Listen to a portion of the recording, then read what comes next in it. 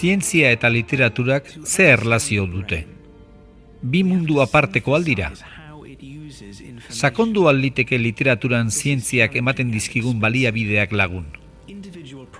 Zientzia eta letren arteko harremana aztertu berri dute Donostia International Physics Centerrek antolatutako mestizajes jardunaldietan.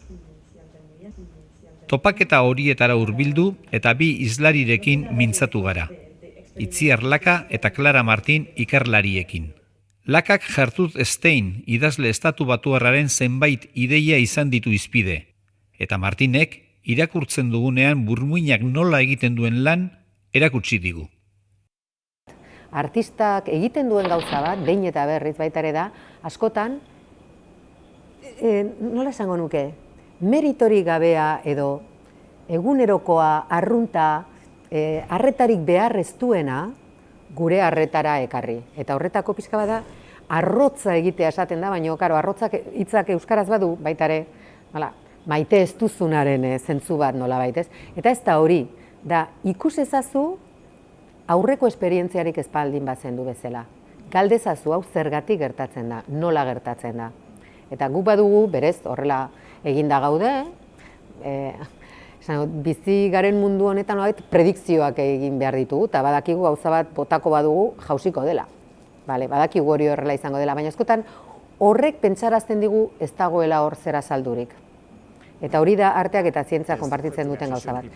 Lehenengo aldiz ikusiko bagenu bezala ikusten dugu, eta horrek egiten du, egitate horren pertzepzioa bera, berria denez, pertzepzioari jaramon egiten diogula, hori da Sloskik esan nahi duena. Pixka bat, hori da, gauza bat, egunero ikusi duzun gauza zar bat, berria balitz bezala ikustea tantzematea.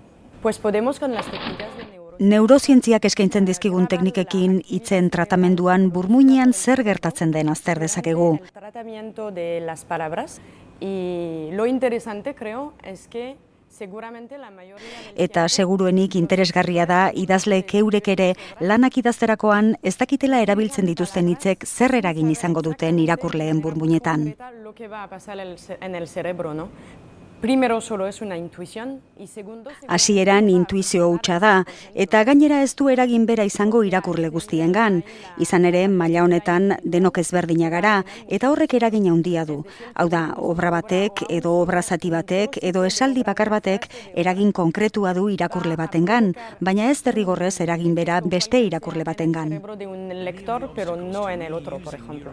Se quita todas las palabras como el, la, un, una. Kentzen badituzu el, la, un, una bezalako hitzak gramatika mailan oso garrantzitsuak diren hitzak, baina esan nahi semantikoa handirik gabeak, oso esaldi sinpletan hitz hauek kentzen badituzu, hala ere esaldia ulertzeko moduan geratuko da. Beraz, irakurtzean saltoka gabiltza hitz batetik bestera eta esan nahia duten hitzei soilik jartzen diegu arreta eta besteak ahaztu egiten ditugu. Leyendo un texto y lo que hacemos es que nos fijamos sobre las palabras que tienen contenido y nos olvidamos de las otras. Gil Pender, Miss Stein, he's a young American writer. I thought you two should know each other. I'm glad you're here. You can help decide which of us is right and which of us is wrong. I was just telling Pablo that this portrait doesn't capture Adriana. It has a universality, but no objectivity.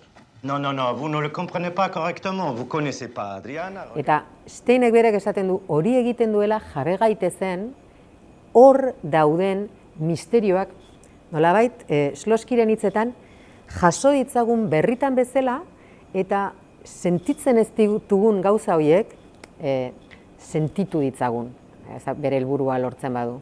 Horregaitik ekartzen dut Stein eztabaidara, ze askotan, behintzat inoiz ikusi izan dut Stein surrealistakin batera bilduta idazkera automatikoaren talde horretan. Baina gauzak arretaz begiratzen baditugu eta Steinek esaten duenari jaramon egiten badiogu, Steinek berak esaten zuen, eta hori da hitzaldian azaldu nuen gauza bat, idazkera automatikoa ez zela existitzen, da ezin zala existitu.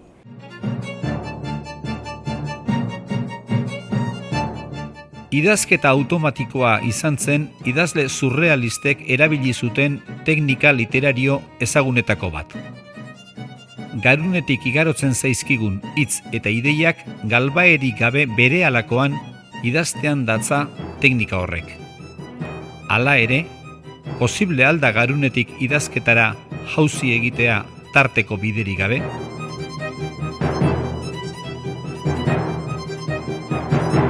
Idazkera automatikoa zen subkonsientera iristeko bide bat. Utzi hitzak libre urtetzen, ez jarri baldintzarik, ez jarri mugarik horri, eta zure pentsamendu inkonstientea agertuko da. Steinek hortan ikerketa egin zuen, eta bere ondoria zen hori ezin duzu egin, zergatik hizkuntzaren egituratik ezin duzulako iges egin, hori da hitzaldian azaltzen saiatu nintzen gauza bat. Eta denborak arrazoia eman dio parte handi batean, hain zuzen ere, Steinen planteamendu honi. Orain badakigu, hizkuntza ja bada pentsamenduaren errepresentazio bat, baina idazkera hizkuntzaren errepresentazio bat da. Sarritan hitz egiten da elebitasunaren onura eta kalteen inguruan. Zelako eragina du baina hizkuntza bat baino gehiago jakiteak hizkuntza horien ezagutzan eta sormenean? Que nos parece muy natural, no nos damos cuenta, pero es algo... Oso naturala iruditzen zaigu, baina berez burbuinarentzat konplexua da bi hizkuntzen arteko interferentziak ekidin ahal izatea. Beraz, elebiduna izatearen abantaila da hizkuntzak kontrolpean izateko ahalmena handia ematen digula, ikasi egin behar dugulako interferentzia hauek kontrolatzen eta saiesten. Eta jakina, hizkuntza bakarra dakienak ez du ahalmen hori lantzen. Tendrá que aprender a hacer eso, por supuesto. Jendeak uste duenaren kontra, elebidun gehiago daude munduan, elebakarrak baino. Gertatzen dena da, tradizioz, beti, batez ere hizkuntzaren ikerketan, beti hartu den egoera izan da elebakarrarena. Eta orduan badago, eta gero baita ere politikoki beti nazioa eta hizkuntza identifikazioa egin diranean beti, izan dira bat. Eta horrek sortzen du, batez ere gure, nik esango nuke mendebaldeko kultur ongarri hortan, ez, edo zer hortan. Egoera normala elebakarra izatea da, eta elebiduna nolabait espeziala markatua da. Ez da horrela mundua. Bizi dugun mundua kontrakoa da. Egoera arrunta, hizkuntza bat baino gehiago jakitea da, eta gutxiengoa dira munduari begiratzen badiogu, hizkuntza bakar bat jakiten pertsona. What do you call someone who speaks 3 languages? Trilingual. What do you call someone who speaks 2? Bilingual. And what do you call someone who speaks just 1? An American.